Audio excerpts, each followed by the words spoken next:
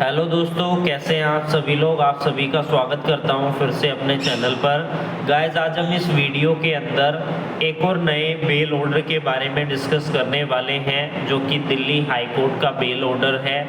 Applicant ने Delhi high court में अपनी बेल लगाई है। ये जो बेल है ये एंटीसिपेटरी बेल है, यानी एक्यूज को अभी अरेस्ट नहीं किया गया है, उससे पहले ही उसने अपनी एंटीसिपेटरी बेल लगा दी। उसे यह डर है कि उसे इस मामले में अरेस्ट कर लिया जाएगा। क्या था पूरा मामला और किस किस तरीके की ट्रांजैक्शन थी इस मामले के अंदर, पूरे केस को आज हम इस वीडियो में समझने वाले हैं। एंड तक वीडियो को ज़रूर लाइक कर दीजिएगा और चैनल को ज़रूर सब्सक्राइब कर लीजिएगा। तो केस का नाम क्या है? Manish Kumar Thakkar versus state of and city of Delhi. Screen पर भी मैं इस केस की डिटेल जो है चला दूंगा, जिससे कि आप इस बेल ऑर्डर को पढ़ सकते हैं। दिल्ली हाई कोर्ट की ऑफिशियल वेबसाइट पर जाकर भी आप इस बेल ऑर्डर को पढ़ सकते हैं।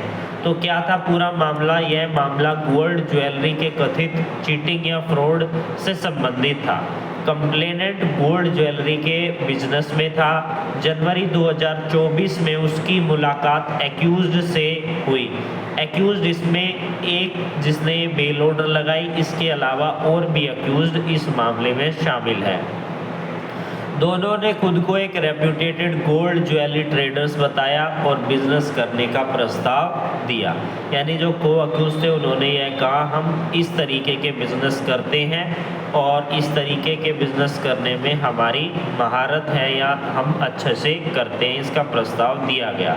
अब बात करें ट्रांजैक्शन किस किस तरीके की रही। तो पहली ज्वेलरी ट्रांजैक्शन क्या थी? कंप्लेनेंट ने एक्यूज्ड के कहने पर 22 कैरेट गोल्ड ज्वेलरी, जिसकी वैल्यू 61,95,840 की थी, जो ANG gold and diamond Thrissur Kerala को भेजी। एक्यूज ने इसमें से पार्ट पेमेंट कर दी। 54,17,785 रुपये एक पार्ट पेमेंट की गई। लगभग 7.75 लाख यहाँ पर बाकी रह गया। एक्यूज ने भरोसा दिलाया कि वो बाकी की पेमेंट भी जल्दी ही कर देगा। उसके बाद आती है दूसरी ट्रांजैक्शन। इसके बाद एक्यूज ने फिर से ज्वेलरी ऑर्डर की और कंप्लेनेंट ने 2,76,909 की ज्वेलरी VR ज्वेलर्स मुंबई को इनवॉइस भेज दी। इस बार एक्यूज ने कोई भी पेमेंट नहीं की, ना पार्ट पेमेंट की ना बकाया पेमेंट की। ये पूरा का पूरा पैसा बचा हुआ है। उसके बाद बड़ी मात्रा में ज्वेलरी कैसे ली गई, इस क्वेश्चन को हम डिस्कस करते हैं। एक्यूज ने कंप्लेनेंट को भरोसा दिलाया कि वो जो प्रीवियस आउटस्टैंडिंग अमाउंट है वो क्लियर जल्दी ही कर देगा, और इसी एश्योरेंस के आधार पर कंप्लेनेंट ने 4 असाइनमेंट जो है एक्यूज को दिए। लगभग 75,84,667 के, जिसमें कि 22 कैरेट गोल्ड ज्वेलरी जय अम्बा ज्वेलर्स को भेजी गई। इसके बाद एक्यूज्ड पर्सन ने पर्सनली भी 7,95,200 की ज्वेलरी, 6,21,200 की ज्वेलरी कंप्लेनेंट से ली। तो चेक की क्या इन्वॉल्वमेंट है पेमेंट के लिए? जो को एक्यूज्ड है उन्होंने चेक साइन किए और कंप्लेनेंट को दे दिए। एक 8 लाख का चेक दिया गया, एक चेक दिया गया 7,33,675 का। दोनों के दोनों चेक जो है डिसऑनर हो गए। खास बात यह थी कि जिस बैंक अकाउंट के ये चेक थे वह बैंक अकाउंट 2018 में पहले ही बंद हो चुका था। तो इससे यहाँ पर अनुमान लगाया जा सकता है कि उनकी फ्रॉड की चीटिंग की इंटेंशन थी। इन्वेस्टिगेशन में क्या चीज़ें सामने आई उसको भी हम डिस्कस कर लेते हैं। एक्यूज ने जय अम्बा ज्वेलर्स की GST डिटेल दी और इन्वेस्टिगेशन में वह GST जो पर्टिकुलर था वो पूरा फ्रॉड था। कोई GST नंबर नहीं था, फ्रॉड GST नंबर यहाँ पर था। जो एड्रेस दिया गया था वह ज्वेलरी बिजनेस एस्टेब्लिशमेंट ना होकर गुजरात में एक किसी के रहने का एड्रेस था। को एक्यूज ने इंटेरोगेशन में एलेज्ड स्वीकार की कि वह कोई ज्वेलरी बिजनेस में नहीं है, ना ही वो इस तरीके का कोई ज्वेलरी बिजनेस चला रहे हैं। इसी परिस्थिति ने कोर्ट के सामने मामला केवल सामान्य पेमेंट डिस्प्यूट का ना कर कर प्राइमी फेसाई उनको लगा कि यह मामला जो है चीटिंग का है। एक्यूज की तरफ से क्या आर्ग्यूमेंट रही इसको हम समझ लेते हैं। उसने कहा कि ये एक सिविल डिस्प्यूट है, यह केवल ज्वेलरी की पेमेंट का कमर्शियल और सिविल डिस्प्यूट है जिसे क्रिमिनल केस में कन्वर्ट करके एक्यूज को परेशान किया जा रहा है। दूसरी आर्ग्यूमेंट थी शुरू से ही डिसऑनेस्ट इंटेंशन नहीं थी।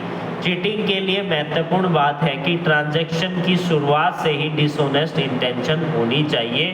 तो डिफेंस ने कहा शुरुआत में एक्यूज ने 54,17,785 की पार्ट पेमेंट की थी, इसलिए शुरुआत में धोखा देने की कोई इंटेंशन नहीं थी। अरेस्ट से नुकसान होगा। अप्लीकेंट एक यंग व्यक्ति है, अरेस्ट होने से उसको अननेसेसरी हार्म होगा, इसलिए उसे एंटीसिपेटरी बेल दी जाए। अब यहाँ पर बात करें प्रोसिक्यूशन की क्या आर्ग्यूमेंट रही, तो टेप रिकॉर्डिंग कन्वर्सेशन की बात की गई। कंप्लेनेंट ने इन्वेस्टिगेशन ऑफिसर को कंप्लेनेंट और एक्यूज के बीच की हुई टैप रिकॉर्डिंग कन्वर्सेशन भी दी। स्टेट के अनुसार इस कन्वर्सेशन में एक्यूज ने ट्रांजैक्शन को एडमिट किया है। दूसरी आर्ग्यूमेंट की गई कि इनका कस्टोडियल इंटेरोगेशन करना जरूरी है।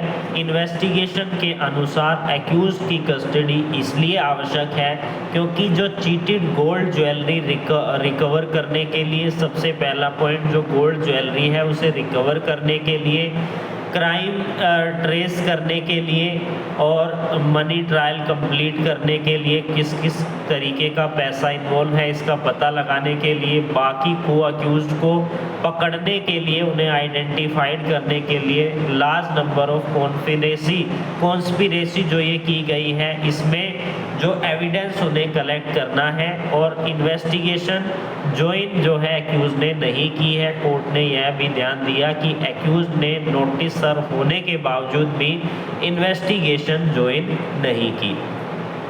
हाई कोर्ट के सामने मुख्य लीगल इशू क्या थे कि क्या केवल सिविल या कमर्शियल डिस्प्यूट है या प्राइमी फेसाई चीटिंग का क्रिमिनल ऑफेंस बनता है। दूसरा, क्या एक्यूज को एंटीसिपेटरी बेल दी जानी चाहिए। तो कोर्ट की क्या लीगल रीजनिंग रही। कोर्ट ने डिफेंस के इस लीगल प्रिंसिपल को स्वीकार किया। चीटिंग और केवल सिविल लायबिलिटी में फ़र्क करने के लिए ट्रांजैक्शन की शुरुआत में डिसऑनेस्ट इंटेंशन महत्वपूर्ण होती है, लेकिन कोर्ट ने कहा कि केवल यह फैक्ट कि पहली ट्रांजैक्शन में पार्ट पेमेंट की गई थी अपने आप में यह चीज़ साबित नहीं करता कि एक्यूज की इंटेंशन साफ थी। और कोर्ट ने सब्सिक्वेंट सर्कमस्टांसेस को महत्वपूर्ण माना। कोर्ट ने कौन कौन सी परिस्थिति महत्वपूर्ण मानी। पहली है पार्ट पेमेंट। पहली ट्रांजैक्शन में पार्ट पेमेंट की गई, लेकिन कोर्ट के प्राइमी फेसाई व्यू में यह पेमेंट कंप्लेनेंट का कॉन्फिडेंस जीतने के लिए की गई थी या हो सकती है। उसने इस कंप्लेनेंट एक्यूज ने इसलिए पार्ट पेमेंट की है वो ताकि वो कंप्लेनेंट का कॉन्फिडेंस जीत सके। इसके बाद एक्यूज ने इससे कहीं अधिक वैल्यू की ज्वेलरी भी प्राप्त की है। दूसरा महत्वपूर्ण पॉइंट है जीएसटी नंबर फेक था, जिससे कि इन्वेस्टिगेशन में पता चला कि दिया गया एड्रेस केवल रेजिडेंशियल एड्रेस है, वहाँ पर किसी भी तरीके का कोई बिजनेस नहीं चलाया जा रहा है। उसके बाद तीसरा पॉइंट कोर्ट ने कंसीडर किया कि बैंक अकाउंट क्लोज है। एक्यूज साइड से दिए गए चेक ऐसे बैंक अकाउंट के थे जो 2018 में ही बंद हो चुके थे, तो कोर्ट ने इसे भी प्राइमी फेसाई सस्पिशियस सर्कमस्टांस माना। उसके बाद है कोर्ट की क्या ऑब्जर्वेशन थी। हाई कोर्ट ने कहा कि इस परिस्थिति को देखते हुए यह कहना उचित नहीं है कि मामला केवल सिविल लायबिलिटी है। कोर्ट का प्राइमी फेसाई व्यू था कि चीटिंग का ऑफेंस बनता हुआ दिखाई दे रहा है, लेकिन कोर्ट ने यह भी स्पष्ट किया कि ट्रायल कोर्ट बाद में एविडेंस के आधार पर इंडिपेंडेंटली इसका डिसीजन लेगी और यहाँ पर एंटीसिपेटरी बेल स्टेज पर कोर्ट ने फाइनल गिल्टी डिसाइड नहीं किया। और इसकी कस्टोडियल इंटरोगेशन ज़रूरी है, क्योंकि जो गोल्ड ज्वेलरी है वो कहाँ है, पैसा कहाँ गया, पूरा मनी ट्रायल क्या था, फ्रॉड कितना बड़ा है, कौन कौन इन्वॉल्व थे, क्यों ये लार्ज कॉन्स्पिरेसी की गई, किस किस ने की, इसलिए एक्यूज का जो है अरेस्ट किया जाना ज़रूरी है और एंटीसिपेटरी बेल को रिजेक्ट कर दिया गया। तो ये था पूरा मामला। फिर मिलेंगे नई वीडियो में एक नई लीगल टॉपिक, एक नए जजमेंट के साथ। तब तक के लिए धन्यवाद।